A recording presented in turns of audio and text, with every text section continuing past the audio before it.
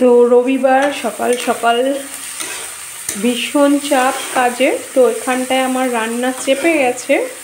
তো এখানে ভাত ফুটে উঠেছে, তো গ্যাসটাকে আমি বন্ধ করে রেখেছি। আর এখানটায় মাংসের মশলা মানে জাস্ট পেঁয়াজটা দিয়ে কষানো হচ্ছে। আর এখানটায় হবে বেগুন দিয়ে মাছ, মানে ওটা শ্বশুর শাশুড়ির জন্য। ওই যে প্যাকেটে মাছ রয়েছে, কি মাছ ফ্যাশন না চেলা, যাই হোক কিছু একটা হবে। আর সাথে কুমড়ো ভাজা থাকবে, এক তরকারি করেই হবে। তাদের মাছ আর ভাত, আমাদের মাংস আর ভাত। তো অনেক চাপ আছে, এই একটা ছুটির দিন, আমাদের কোনো রেস্ট নেই মাছেদের। তো এরপরেই আমি সোনাইকে নিয়ে বেরোবো। তো চলো তোমাদেরকে দেখিয়ে দিই। বাবা এই যে, তো মাংস এদিকে মেখে তো রেখেছি। আর দেখতে পাচ্ছ বড় একদম রসুনের কোয়া, উনি বলেই দিয়েছে যে তুমি যত পারো রসুনের কোয়া দাও। ওনার খুব ভালো লাগে, আমার ভালো লাগে না। তো চলো বক বক না করে এটা এবার কড়াইতে চাপিয়ে দেওয়া যাক। তো মাংস তো এদিকে চাপিয়ে দিয়েছি, আর মশলা টশলা সব কিছু দিয়েই মাখিয়েছিলাম, কিন্তু এতটাই মানে নরম হয়েছে। তার কারণ হচ্ছে আমি টমেটো এখানে গ্রেট করে দিয়েছি, সেই কারণে একটু মানে মনে হচ্ছে জল দেওয়া, বাট আমি জল টল কিছুই এখানে দিইনি। আর যেরকম মশলা আমি জলে ভিজিয়ে রাখি সেরকম ভিজিয়েই রেখেছি। তো চলো এটা ততক্ষণে কষুক, তারপরে একদম লাস্ট ফিনিশিংয়ে তোমাদের সাথে দেখা হচ্ছে। ততক্ষণ আমার মাছটাও কাটা হয়ে যাবে। তো দেখা হচ্ছে রান্না হওয়ার পরে। তো এখানে আমার কুমড়ো ভাজা একদম রেডি। তো তারপরে চলে আসছি, এই দেখো, তো বেগুন দিয়ে কালো জিরা ফোড়ন দিয়ে করেছি, আর একটু পাতলা ঝোল রেখেছি। মানে এটাকে ছোটোবেলায় আমরা জানতাম কি বলে, চোখ বড় মাছ। আর ফ্যাশন চেলা, এটার মধ্যে একটু কনফিউজ আছি। বাট এই যে রান্না আমার রেডি। যদিও আমি এই মাছটা ভালো খাই না, কিন্তু রান্নাটা আমি খুব ভালো করি, মা বলে। জানি না কার কাছে কেমন লাগে। আর আমার হাজব্যান্ড উনিও বলে যে তোমার এই রান্নাটা ভালো হয়। তো চলো, এটা তো শ্বশুর শাশুড়ির জন্য কমপ্লিট হয়ে গেল এই দুটো। এবার আমাদেরটা মেন কোর্সে আসি। চলো দেখা যাক কেমন হয়েছে রান্না। তো এর মধ্যে এখনও কিন্তু ফুটছে, মানে পুরো রেডি।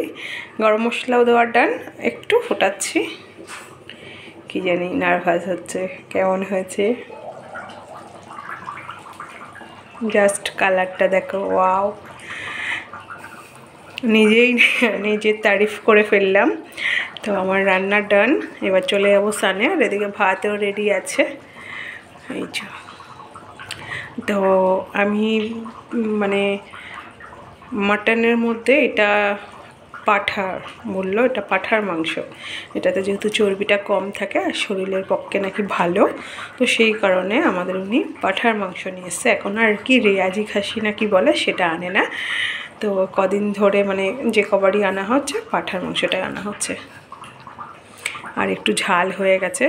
এখন টেনশন আমার পাপাকে নিয়েও, মানে খেতে পারবে কি না, বা ওকে একটু মুছে মুছে দিতে হবে। আর এটা কিন্তু বলেনি, ঝালটা কিন্তু লঙ্কার নয়, গোলমরিচ একটু বেটে দিয়েছিলাম। তো কেমন হয়েছে তোমরা জানাতে ভুলো না, মানে আমার রান্নাটা। আর খেতে চাইলে অবশ্যই আমার বাড়িতে আসতে হবে, আমি অবশ্যই বানিয়ে খাওয়াবো। তো দুজনে মিলে এখন বেরোবো, এখানে শেষ নয়, মানে এসে আবার যুদ্ধ আছে। কি যুদ্ধ সবটাই তোমাদের সাথে শেয়ার করব। তো এখন বেরোচ্ছি, রেডি হয়েছি, বাট একটা উডি চাপাবো। চাপিয়ে নিয়ে তো একটু শুয়েছিলাম, চোখ মুখ কেমন হয়ে গেছে।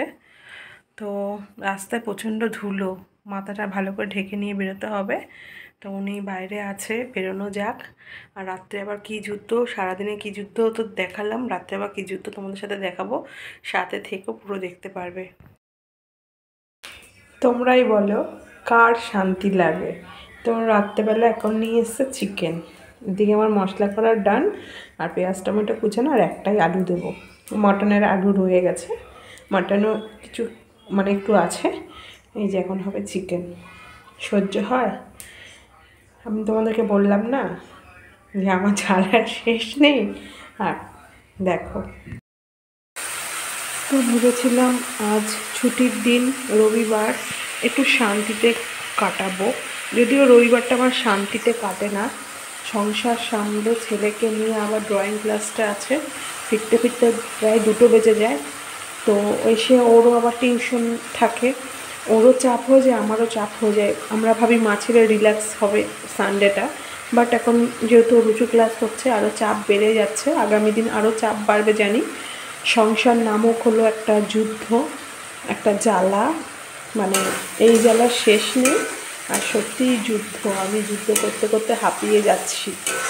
সকাল থেকে রাত যদি এরকম ফরমাইশ মানে খাটতেই হয় তো হাঁপাবারই কথা। এই যে চিকেনটা মুখে কিন্তু বেশি উঠবে না, 1 থেকে 2 পিস, তাও করতে হবে। তো আমিও করে দিই, আর কী করবো বলো, আমি তো আছি এই কারণে।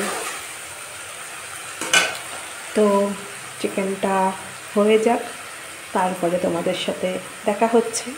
ততক্ষণে তোমরাও একটু রেস্ট নাও, আমিও একটু রেস্ট করি। এই যে আমার চিকেন পুরো ডান, যুদ্ধ শেষের পথে। আর সাথে থাকছে এই যে রুটি। তো আটা এখনও মাখিনি, আটা মাখা হবে। শ্বশুর শাশুড়ির জন্য রাতে থাকছে দুধ রুটি, আমাদের জন্য থাকছে চিকেন রুটি।